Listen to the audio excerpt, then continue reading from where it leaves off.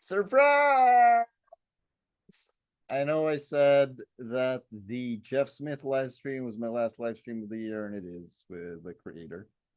But we are here doing a surprise live stream for the Comics Cube because we just finished watching the most excellent Netflix animated series, Blue Eye Samurai. So far. Because, like, Scott Pilgrim just came out. Well, when I said the most excellent, I meant it in a Bill and Ted way. Oh, okay. Like, which really just means excellent. Excellent. Okay. So the very excellent series, Blue Eye Samurai. And I don't know, I feel like just in terms Hi James. Surprise. Um so I feel like just in terms of the fact that it's an original piece, because Arcane is based on something else. Scott Pilgrim not only is based on something else, another adaptation already exists. Right. And like all of the others, we're talking Voltron, Castlevania, etc. They're all based on something else. This is original. I didn't know that. So, like, they wrote this just for This is Netflix. Netflix. Right. Like, they pitched a story on Netflix and they were like, let's. I believe so.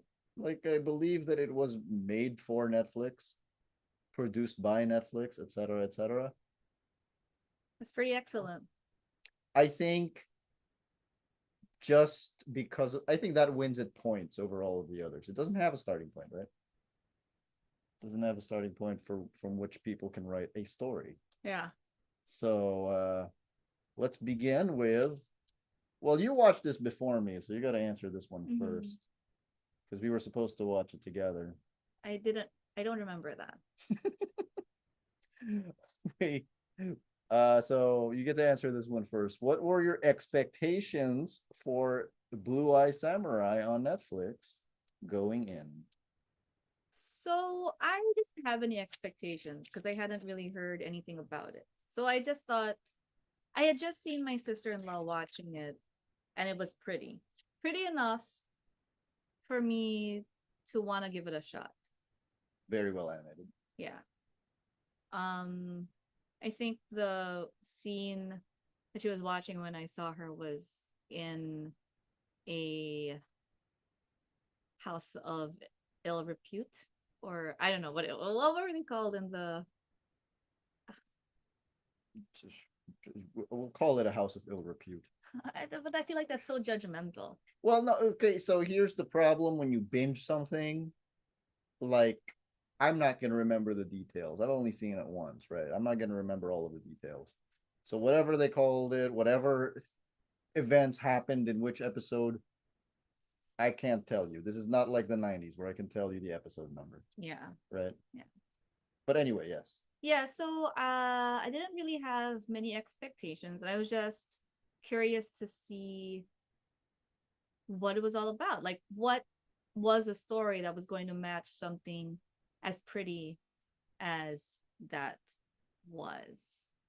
And I'll be honest, like, at first I wasn't really paying close attention. Like, I was cleaning my room as I was playing it in the background and looking up occasionally to see how pretty everything was. But then once I got to know Ringo, I got a little invested. And yeah, so anyway, that's my expectation. What were yours? Before we go on, I just want to say James said I Googled Blue Eye, samurai, but the results were NSFW. James, the only thing I can say is learn to spell. All right. Is that for real? No, that's James. Okay. That's just James being James. Okay. See, James, people don't think you're kidding. I don't know. I'm kidding. Never change James. I mean, I suspect that if you Google Blue Eye Samurai, there would still be a lot of NSFW stuff. That's true. It's actually true. I had expectations going in because you are not the only one who recommended it to me. There was also several people from the comic circle were really recommending it, Yeah. as well as like a really good friend from high school. Yeah. So it was coming in very, very heavily recommended. And I had, but nobody was telling me what it was about. So I had no idea. Yeah. I had no idea what was going on. Yeah. And the last Netflix cartoon that I really watched, the last Netflix produced cartoon that I really watched was Arcane, which I actually really liked. The production was really high, the music was really good, etc. Um, and I guess I was expecting something like that. Mhm. What I got was not like that, but I would say is probably better. I think this is a better cartoon than Arcane. Your mileage might vary; they're very different cartoons. And I started watching it, and I actually didn't like Ringo Yeah, I remember. because I thought, oh great, another one of those annoying little sidekicks that they put in these kiddie cartoons. Um, Yeah. you know, Yeah. Duy told me that he didn't like Ringo. And I didn't say it at the time, but I was like a little hurt for Ringo. And I was like, I don't know how I didn't realize that you have no heart. But what I said to Duy though when he said that, I was like, well, I mean, if you're the kind of person that doesn't like Ringo, I'm not sure this show is for you. well, the funny thing is, I said that I usually don't like that type of character, except for Seuss from Gravity Falls. Mhm. And as Blue Eye Samurai went on, the more and more Ringo reminded me of Seuss from Gravity Falls, including the way they deliver lines, etc. Seuss just has a more funny voice, Yeah. like that deep, yeah, Yeah. which Ringo doesn't have. Um, and of course, well, because I thought Ringo existed for the kids Hmm. because he's the funny one, I was not ready for how none of this show was for kids. Yeah. Like before long, all of a sudden, he's having very graphic sex. Was he? A lot of them were, and, Okay. Okay. and there's a there are scenes where we see everyone naked, etc. Mm. So none of this is actually for kids, and they actually make a point of that because I was watching the making of video from Netflix Mm-hmm. earlier. Mm-hmm. They made a whole point about how like animation isn't for kids. They wanted to prove that animation isn't for kids, which if you ever watch any anime, you know. Mm-hmm. And how it's just a medium for storytelling. So I thought that was interesting. Did how did the show live up to your initial expectations? I mean, since I had no expectations, it really like surpassed it beyond my wildest dreams. No, but it was really I was blown away. You called it the best thing Netflix has ever done. I called it, see, prior to this, well, not prior to this, but my favorite thing that Netflix has ever done is an episode of the Midnight Gospel. Anyone who hasn't seen Midnight Gospel and likes animation, um, watch the Midnight Gospel.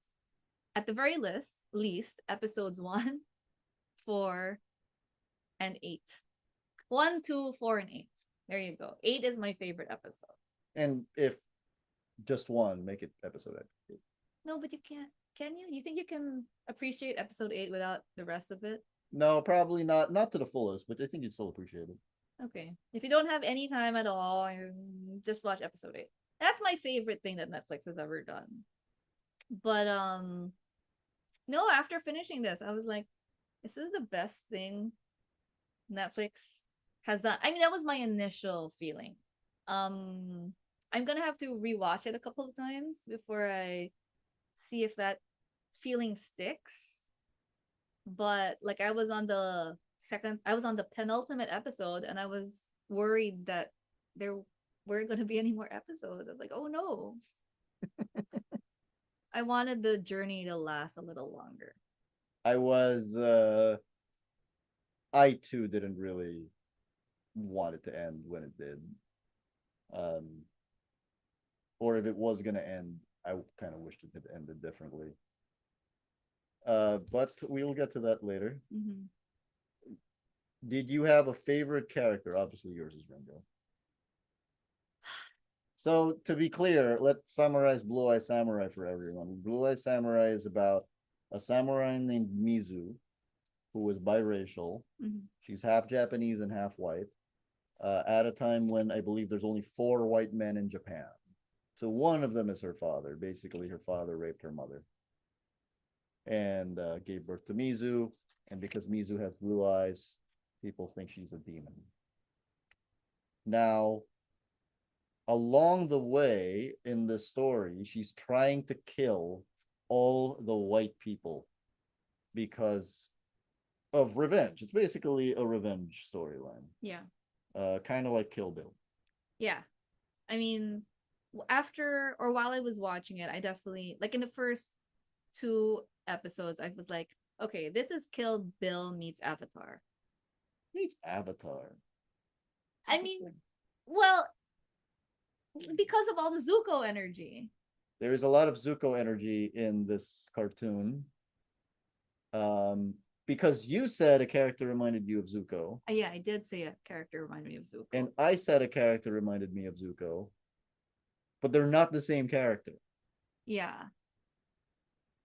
And I realized I understood because like I thought initially Taigen reminded me of Zuko to the point where I had to look up who was the voice actor of Taigen. Taigen is how do we describe Taigen? So the samurai's name is Mizu. Taigen is somebody that she fights along the way to get to the, to get to one of the white guys who was Abijah Fowler, who was voiced by Kenneth Branagh. Yeah. Um, and Taigen is actually a really honorable guy who just happens to get in the way and needs to get revenge on Mizu, except he actually kind of likes her, but doesn't know she's a her. And also kind of likes her. Respects her. Mm-hmm. Respects her, thinks she's, The the best fighter. fighter he's ever run into. Yeah. Um, and she actually really likes him. She thinks that he deserves the duel that he's asking for, and also kind of really likes him. Yeah. A little awkward. There's a little bit of Mulan energy too. There's Mulan. Yeah. So it's like Kill Bill meets Avatar meets Mulan. Also because of Ringo. I was telling you that Explain, like yeah. I don't remember the character's name from Mulan. Can you bring it up? The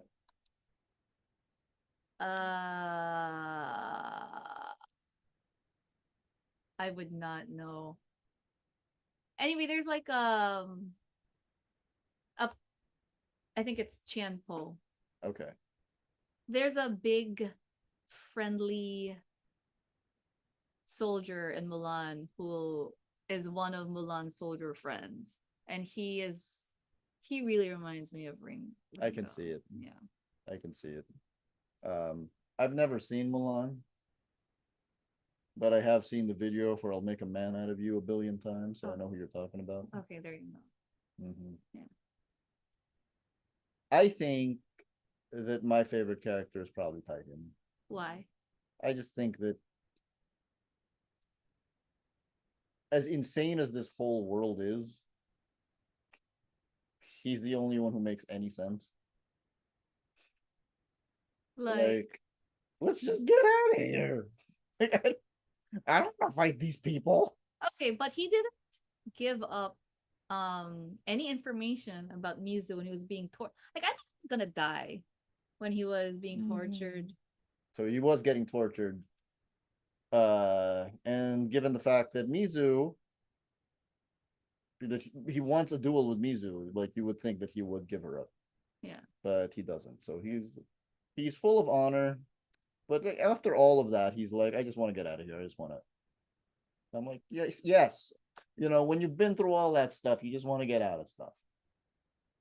Yeah. That's what I think. I get that. But I'm just saying he's not super rational. But no one on the show is. Right. The bar is so low that the bar is Taigen. Yeah. Is anyone super rational? No, because Mizu's all about revenge, letting revenge control her life. So the interesting thing about this is, I was talking about this to a friend of mine, right? and we were talking in front of other friends, and he was asking, and we were saying Mizu, her, she, etc. We were asking, is saying that Mizu is a woman a spoiler? I don't think so. I don't think so, right? It's not supposed to be a secret from the audience. I mean, maybe there for the first part of the first episode, there is that kind of like tentativeness or like question. It Mm-hmm. introduces the question maybe in the audience's minds, maybe. But I'm pretty sure most people watch the first episode, like the first scene, and like, oh, it's a woman. Obviously, the voice actor is a woman, Yeah, right? Like, yeah, there's no question about it. yeah. They didn't cast a voice actor who could sound masculine because there are definitely. Even though she kind of sounds like Zuko. I think Taigen sounds more like Zuko. See, that's interesting. This whole show is Zuko. Everyone is Zuko, except for Ringo. I don't know. It's true. Everyone is Zuko. Everybody has the desire to be honorable and to be great. And to be great, Akemi. That is entirely Zuko. Yeah, yeah, it's true. Cause like in Avatar, if you're gonna go on Avatar, in Avatar, like Aang is running away from greatness. Every time we talk about animation, we just talk about Zuko. Apparently, And Avatar, this is just how it goes. which means Avatar is still the greatest animation. um, did you have favorite moments? I did. I think I have a lot of favorite moments, but the one that really randomly stood out to me was when Mizu tied up Akemi after Akemi tried to kill her. kill her. Yeah. And that was pretty. um she's showing Ringo Akemi, and then Ringo is like, we can't hold her captive. She's like a beautiful princess or whatever. And just the look on his face, the way he's animated is just so great. Like at first he's like, we can't, parang like I've never seen that kind of that combination of like subtlety but also like not subtle animation. Yeah. It's like this it's such a good balance in in Ringo. You just have to go to that scene. It's very well animated, Yeah. especially. So Ringo has no hands. Yeah. Right? Ringo has stumps. Yeah, he was born with no hands. He was born with no hands. And as much as I hate to say that it's funny looking, seeing a huge guy doing this with a knife wrapped to his stump is funny. I didn't. For me, it was his face. Yeah, like it was really his face. He goes like this, and then as soon as Mizu walks away, he hears Mizu walk away. He's like, it's really cute. I don't know. I'm a big Ringo fan. A lot of it is also just the fact that Ringo is a funny character and sweet. Is a sweet character, is a funny character who you don't want to see him be violent. But he does get violent. He does get violent when he has to, but you don't want to see him get violent. Yeah. My favorite moment is just simply. My favorite moment is when Taigen is. So Mizu cuts off Taigen's ponytail and leaves him with a bald spot. Mm-hmm. And then Taigen's like, I need to get my revenge. I need to get my revenge. Which I totally get, dude. If somebody left me with a bald spot, I need to get my revenge too. But if I'm being honest, my real favorite moments are just the fight choreography is amazing in this cartoon. It's true. I'm not usually big on fight scenes, but I do love these fight scenes. I feel like a huge part of that is like we grew up with cartoons without really without much good fight choreography. Like they're not fun to watch. Yeah. Like GI Joe is just a bunch of people blasting each other for like 5 minutes. Yeah. But this one is like it's almost like a tango. So they were talking about there's a flashback where Mizu was married at one point, right? Mhm. And then she duels with her husband, and it's a beautiful looking scene. And the animators were talking about how they deliberately made that look like a tango, right? Because a tango is, if I'm right about this, I could be wrong. A tango is the kind of dance where you're supposed to be angry. Oh, really? Yeah, it's like you're fighting with your dance partner. Interesting. It's like the passion, I I guess, suppose so. or power struggle, which they say. I don't know. Mm, Anyway, right. If anybody's watching and has watched Blue Eye Samurai, let us know in the comments and tell us your thoughts. We will read them out loud. If you have any questions, we can't guarantee we'll be able to answer any of them. yeah, but we would be curious who your favorite characters are. And who do you think is most like Zuko? Is it Taigen or is it Mizu? I say Taigen. I say Mizu. Do you really think Mizu? Yeah, Okay. 100% I think Mizu. Okay. Mizu is driven like Zuko, Mm, cannot be moved from this mission. right. The difference is that Zuko's mentor tells him, your mission isn't worth it, find your own mission. Mm-hmm. While Mizu's mentor says, you have nothing else in life but this. Okay. Vengeance is who you are. And as much as I like the sword maker, her Mizu's mentor, that might be a little unhealthy. Okay, fair. I guess I did say that Taigen is sort of like Zuko meets Sokka Ah, because he's funny. because he's a little funny. Yeah. So But he's funny in that dry way. He's not yeah, trying to be funny. right. But like the way that he's voiced and written, because like there are scenes where he is annoyed at Mizu and he's like, I hate you. And I really feel like he says that in a way that Sokka would say it, Would say it to Katara. to say it to ever. Yeah. Yeah, I hate you. I hate you. No, that's a Zuko way of saying I hate you, I feel. But like there's something in his That's voice. rough, buddy. That's rough, buddy. Yeah. I want to talk to you about because a few weeks before this, so this isn't in our agenda. A few weeks before this, I flat out told you, I think I'm done with any fiction where there's a lot of prostitutes and like we're following prostitutes and stuff because I feel like it's just always used as a plot device to, well, frankly, to objectify women, Mm-hmm. etc. Mm-hmm.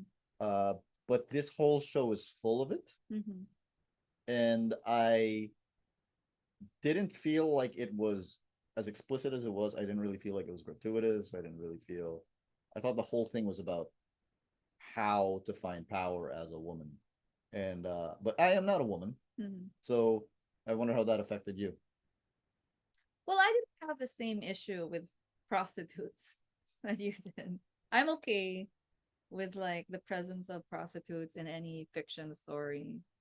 Um, I believe I had just rewatched Moulin Rouge when I said that. okay. I mean, it's not like I look for Yeah. prostitutes in um pieces, but like I don't mind it. So for me, it wasn't as notable. But I did appreciate like the different spheres um of existence as a woman that like the Blue Eye Samurai explored. Um Although, like in this series there's only Two things. three, There's only three things. right? Like either you're born to a high class position, or you're a prostitute, or you pretend to be a man and kill a lot of people. You pretend to be a samurai. Um, but it was an interesting exploration, and like I super enjoyed Seki, the Mizu's, not Mizu, Akemi's Akemi's. handler. Akemi is the princess who is in love with Taigen, at least to start. Who could also maybe be attracted to Mizu. Could also maybe be attracted to Mizu, and by the end of the first season is married to some other guy. The Or, Shogun's the son. Shogun's. I forgot his name. Second son. Yes, him. I forgot his. The spare. I'm not going to find it here. Yeah. Yeah, I don't know. We have IMDb open specifically for this kind of thing, and I still don't know who he is. Okay. Anyway, so there. So like what's he saying? Seki. Yeah, Seki, who was voiced by George Takai. I know that was a little distracting. Really? That was the only voice for me that was it was because whenever I hear his voice in any series, I'm like, oh, You know what's weird is I didn't think he sounded a lot like George Takai in this one, because George Takai when he's in a role, he usually talks really slow. yeah, yeah. He wasn't really leaning into his George Takai'ness. yeah, but like you could still tell it was him. Yeah. And wonder if it was him. Yeah, I wondered if it was him, but anyway, All right. what did you so about Seki? I just enjoyed him explaining to Akemi his worldview or like philosophy or the way that he viewed the role of a woman in Japan at that time and like how he thought she could become great within that role, or even to a certain extent he believed she could climb beyond a little bit. Mm-hmm. Mm-hmm. Like he believed in her potential, but he also believed that This is still she the needed, structure, yeah, like she she had needed to this negotiate. guidance. Yeah, like she had to negotiate with the structure that already existed. Like yeah, I really enjoyed that because like I feel like you don't really see that kind of realism or pragmatism in animation. Yeah. Well, again, but it isn't for kids, so I guess. Do you think that in as much as the world has evolved and like there's more opportunities for women now, like there's still the negotiation for having to deal with that set structure, the patriarchy? I think it's still there, but I think there's also structures developing for men that they also have to. I mean, obviously, they also had structures that they had to navigate before, but like there's neurons developing too now that no one has had to struggle with before. I think.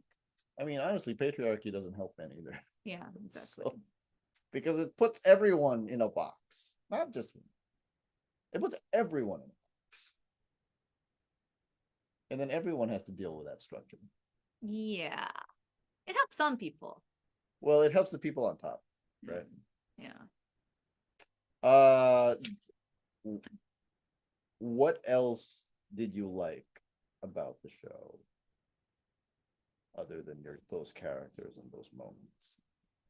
Well, I really liked how they were able to showcase the ways that like animation can be superior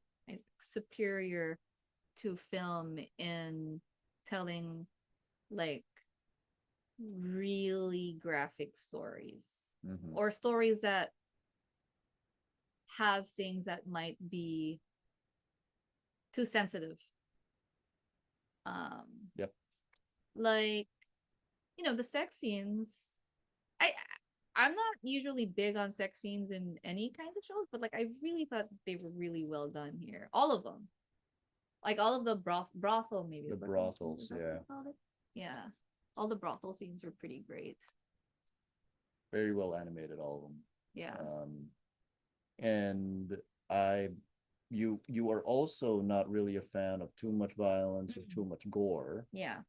Um, but you could handle it here Yeah.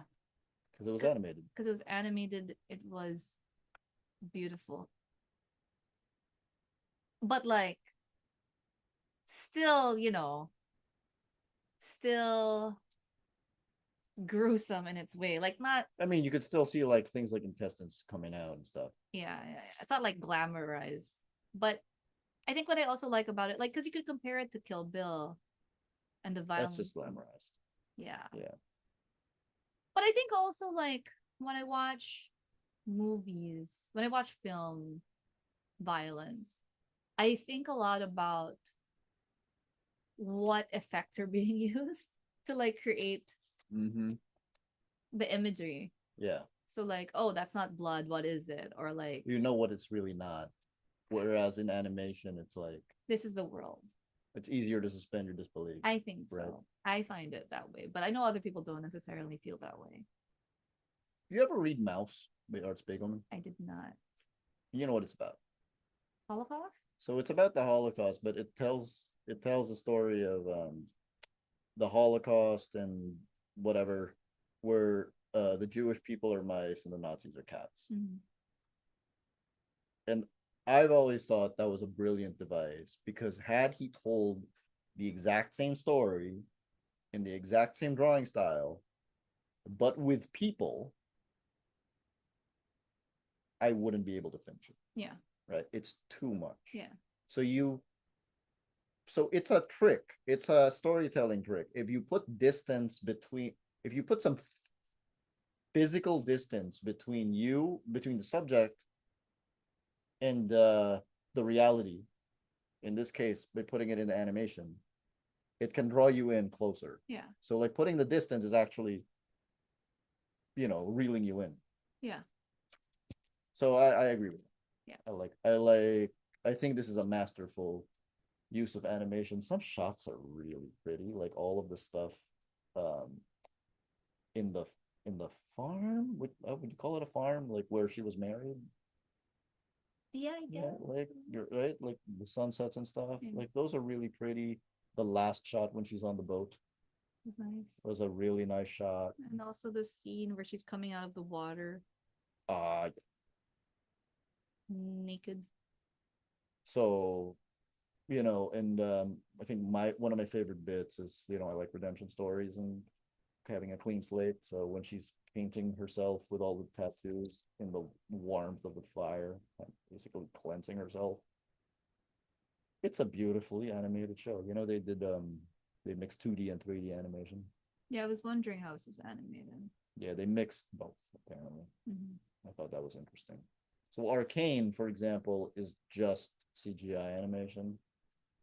The others that we mentioned, Voltron, Castlevania, Tressa, those are 2D. This is one of those Paperman types. Paperman?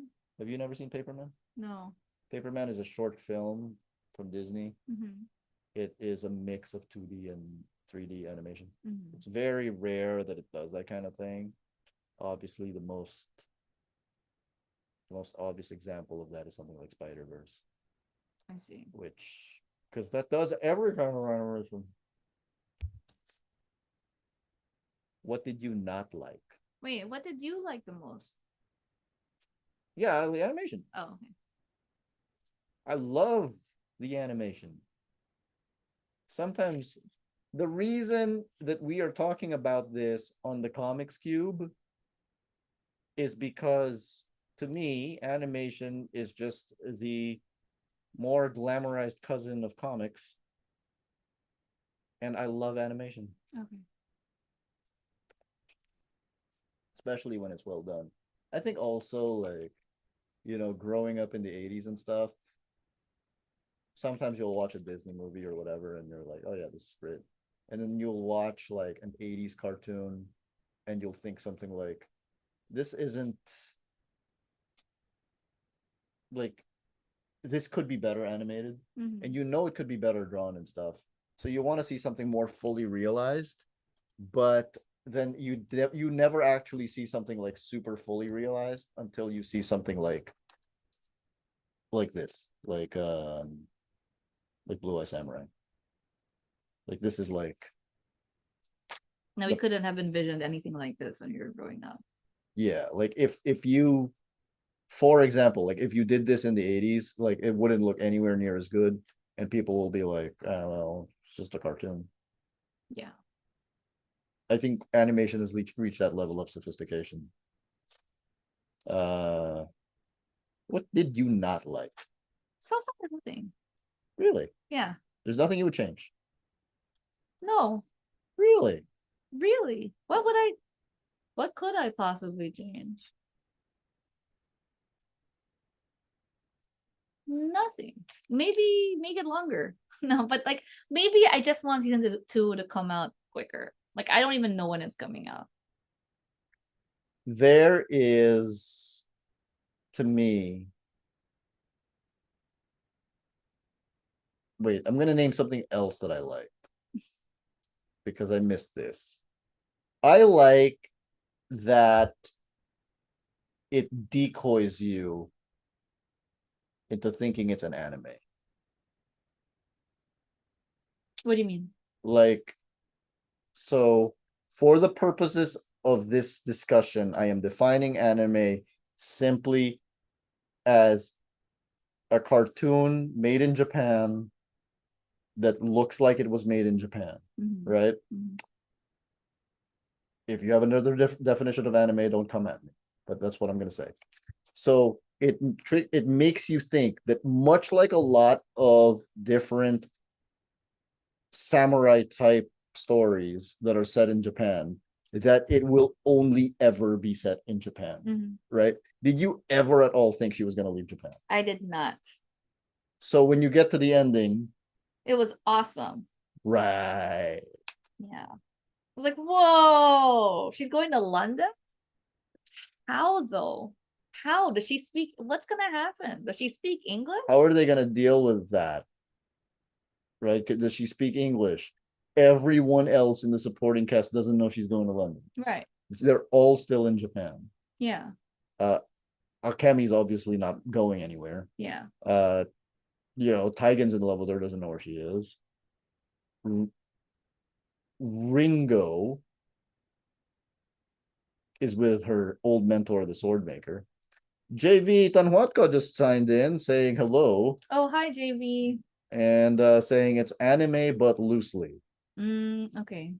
Again, I am only defining anime as a cartoon that is made in Japan, period. That's it. So it makes you think like that's what it's going to be. And then by the end of the first season, it's like, oh no, we're going around the world here. Yeah, I am so excited. You think they're going to do a thing where she's in a different place every season? I don't know, but like I'm curious how the stories are going to develop with her so far. Like I have to assume they're still going to follow Akemi and Taigen a bit, right? And Ringo, they should, yeah. Right? I mean, I have to assume that one of them is going to go to London. Oh. Somehow. Why though?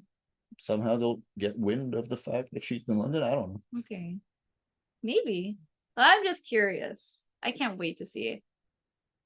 If you're in the chat, let us know what you liked about Blue Eye Samurai, what you didn't like about Blue Eye Samurai, who your favorite characters are, who your favorite moments are. And in the next season. And what do you think is going to happen in the next season? What do you think is going to happen in the next season? Right? Like, I don't even know if they're still going to follow Akemi and Taigen and Ringo. I think they will. Or is it just going to be Mizu and some new people, and then at the end she's going to go back to Japan? No, so okay, I think they will, just because they killed a lot of people, right? Yeah. Including my favorite villain, Heiji, what's his name?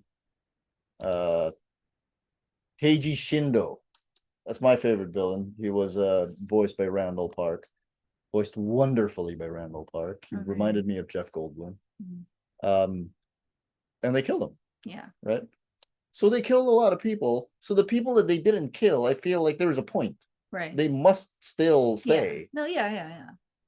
Now, how that's going to happen, considering there are no cell phones and no internet, I don't know. Yeah. So I can't wait. I would like to be able to see it. But JV said that Fowler alive will continue the tension. It's like he read my mind. Yeah. Did you tell him what you thought about that? No, I have Oh. not told him. I wish they killed Fowler. I don't. Why not?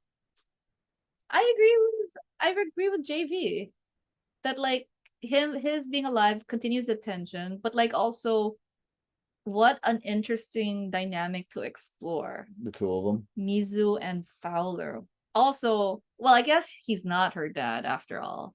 No, he Right. makes it clear. And I think it would have been, I think it would have, I didn't expect him to be her dad. Or you? what if at the end he was her? What if they become friends somehow, and at the end he was her dad all along? By the way, he has one of the greatest lines in the series, Which one? which is, "A whole city is burning because of your revenge." Yeah. That's the white man in you. Yeah. Yeah, that was rough. Very rough. Another thing that he says is, when it comes to killing, no one is better than the British. I feel like that says a lot about human history. JV says they're probably going to follow all the supporting characters, otherwise it would be a waste. I agree. It's Bernard's best role, live action or otherwise, in a long time. I know Kenneth Branagh is the director of the first Thor. Oh, really? Yes. So that is how I know him. And yeah. So that's the one thing I didn't like. I wish that they killed Fowler just because I had spent the whole time wishing they killed Fowler. Really? As a person who appreciates a continuing narrative, I understand and appreciate that they didn't kill him. Mm-hmm. As a person consuming this piece of media, I wish they killed him. You want him dead? I want him dead. I wanted Heiji dead. No, he's too good. But he's also so terrible.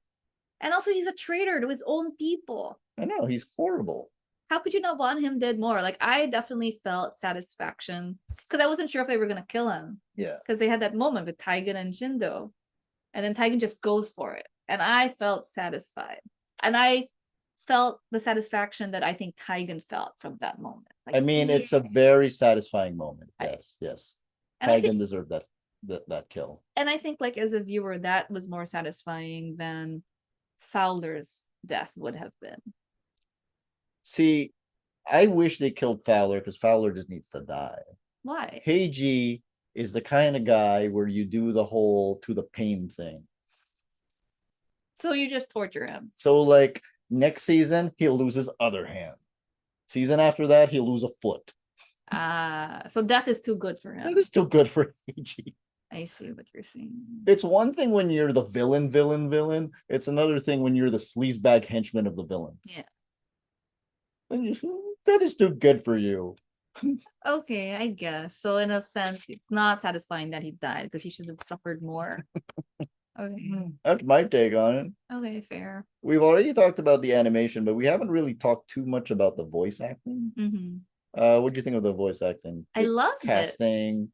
So, again, I'll go back to you know where I'm going. It sounded like Zuko, and I love Zuko's voice acting. It's true. Again, for everyone just joining us,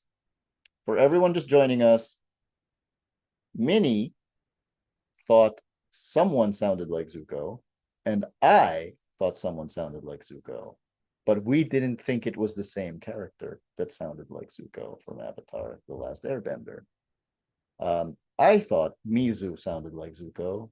I thought Taigen sounded like Zuko. You know what?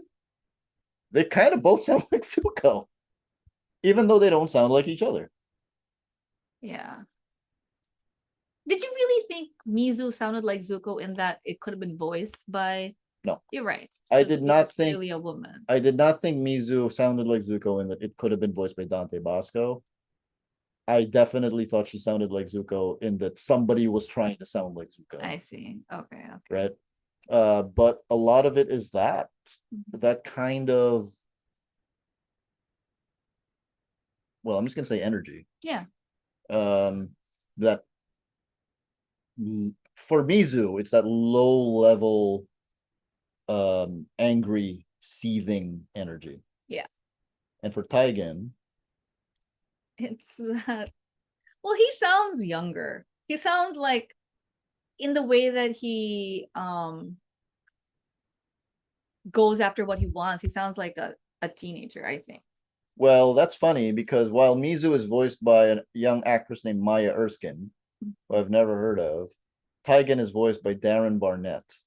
I think Darren Barnett plays, I feel like he's played a teenager recently. He has played Paxton Hall Yoshida from To All the Boys I've Loved Before. Is that a teenager? Yeah. Well, there you go. It's a Netflix movie. Mm. Is it To All the Boys I've Loved Before? I could be wrong, actually.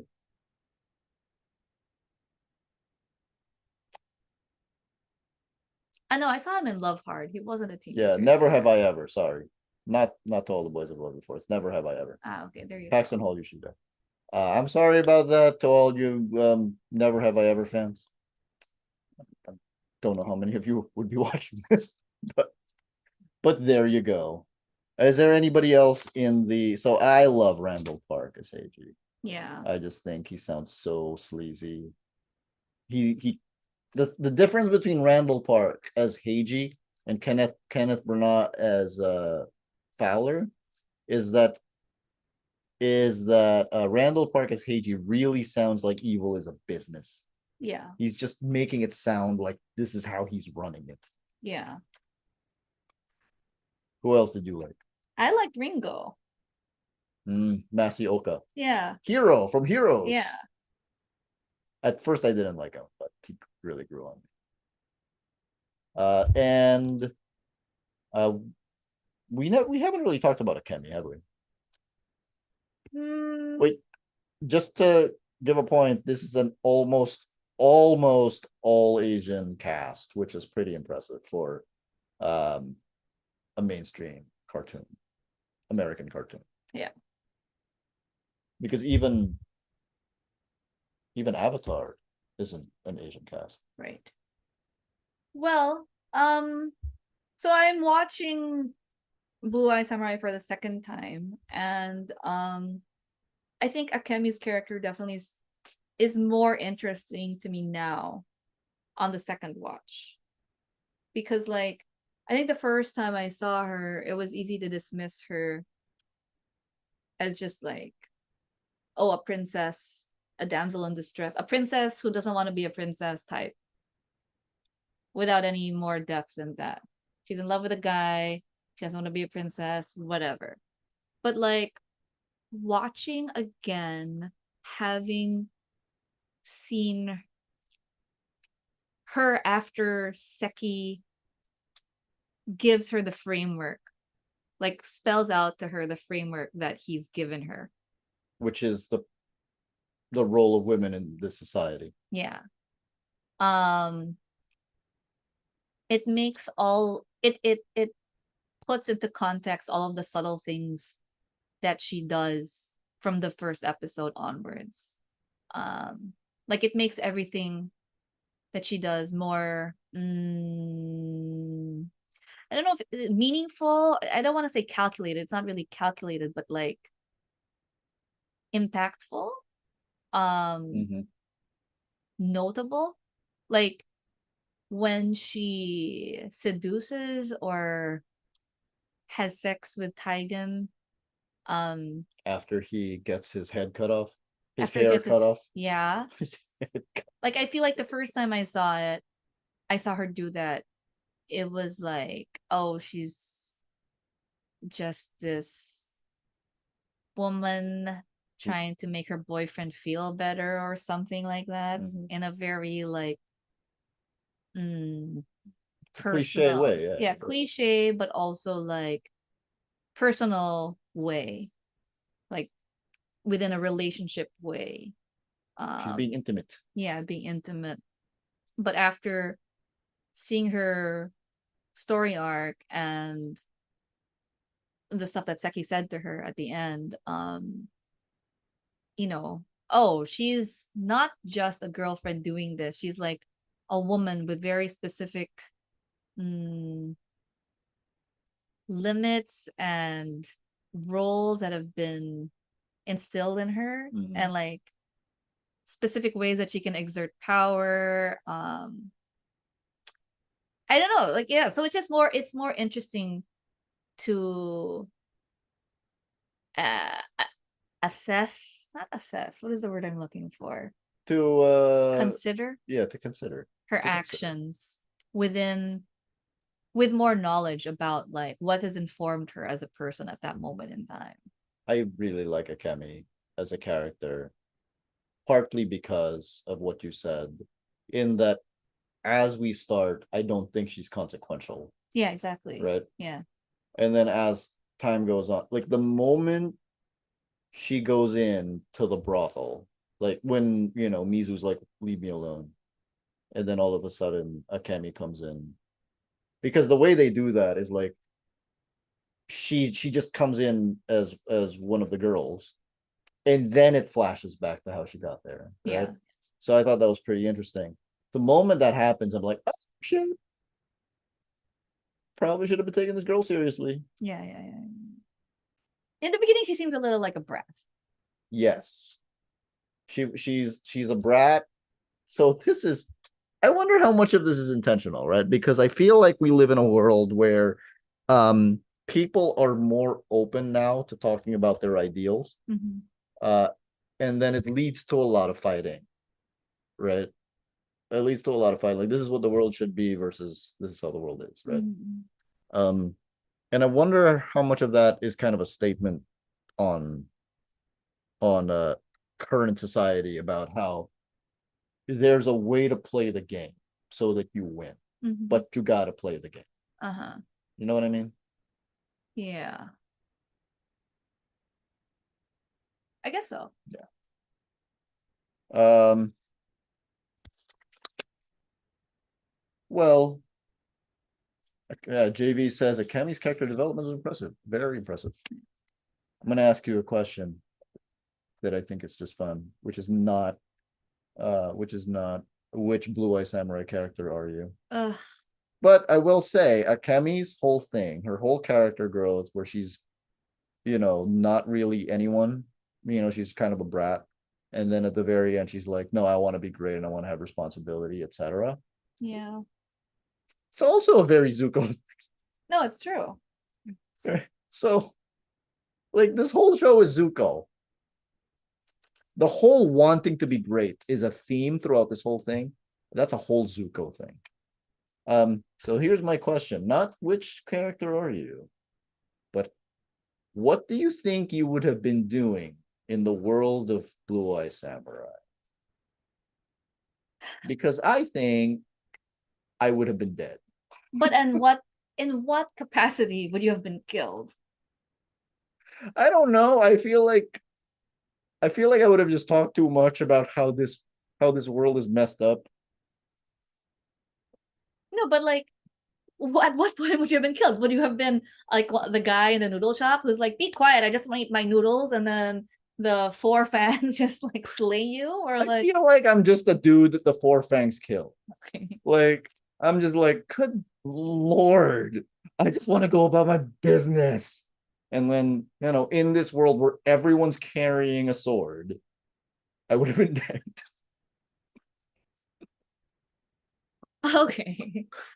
Um, I don't know. It's such a terrible world to live in, actually, because like you're just probably gonna die or like be a prostitute.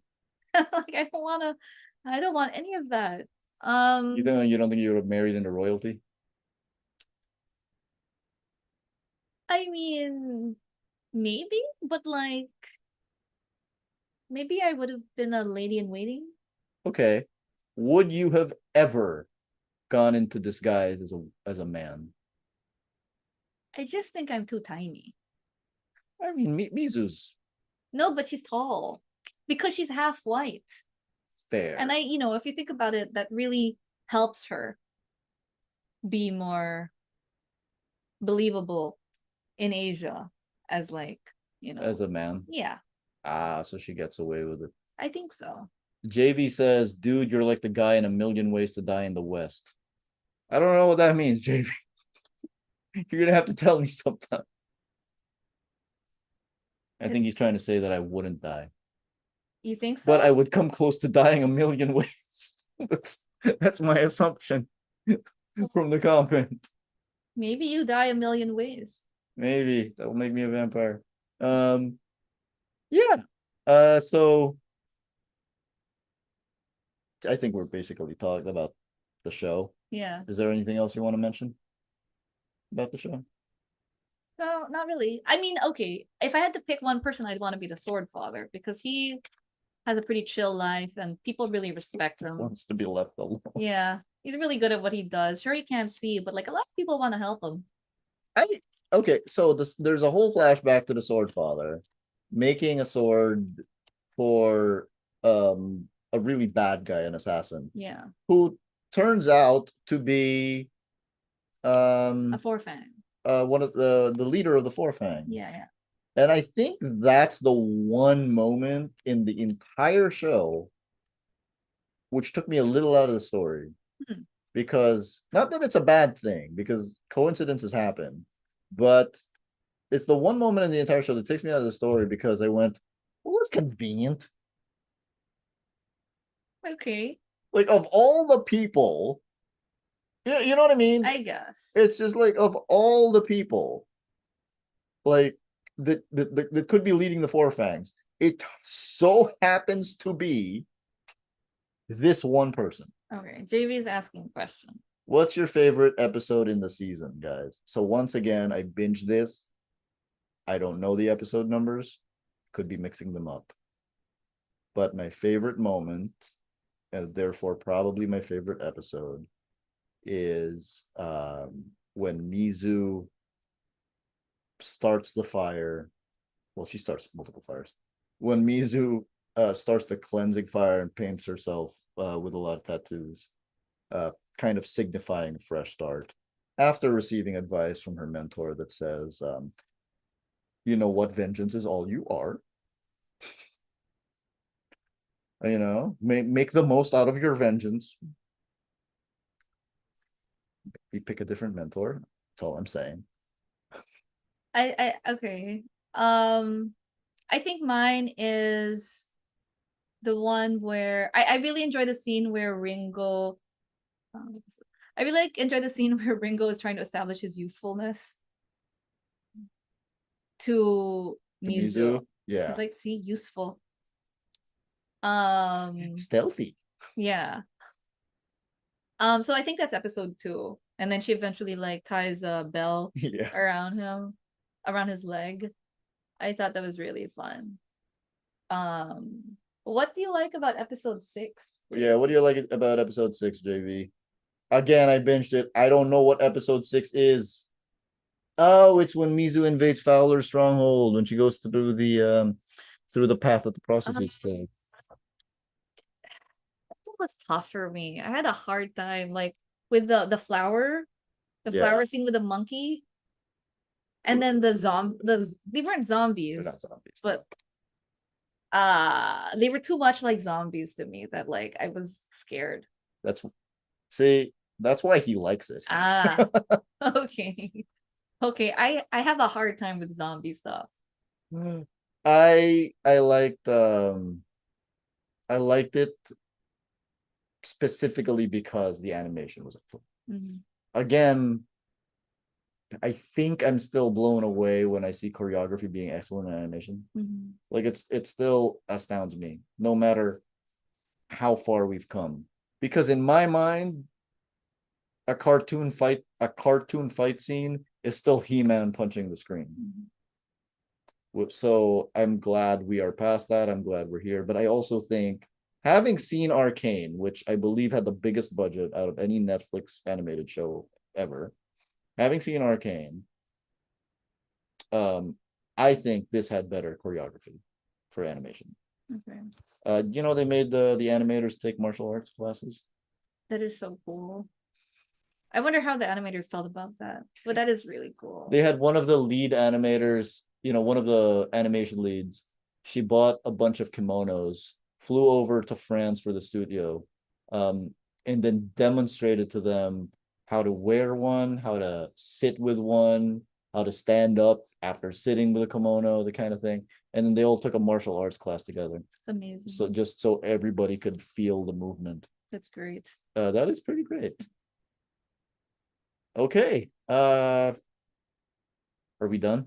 Well, we've been on for more than an hour, I think. We have been on for an hour and 11 seconds. We thought we were going to go 20 minutes. That is, so once again, surprise, we have a live stream, Blue Eye Samurai. We might be doing these in case we just have things that we want to talk about. Like Possibly Scott Pilgrim next. Possibly Scott Pilgrim next. Scott Pilgrim. This is the full title of the Netflix show. I don't know. Right. So possibly Scott Pilgrim next because I just finished reading the comic book for the first time. And you read it years ago. Yeah, a while ago. Yeah. So thank you for that. That was a birthday gift for me. And we will catch you guys next time. Watch Blue Eye Samurai on Netflix. I don't know why there aren't that many reviewers talking about it, and there aren't too many YouTubers talking about it, but watch Blue Eye Samurai on Netflix. You won't regret it. See you later.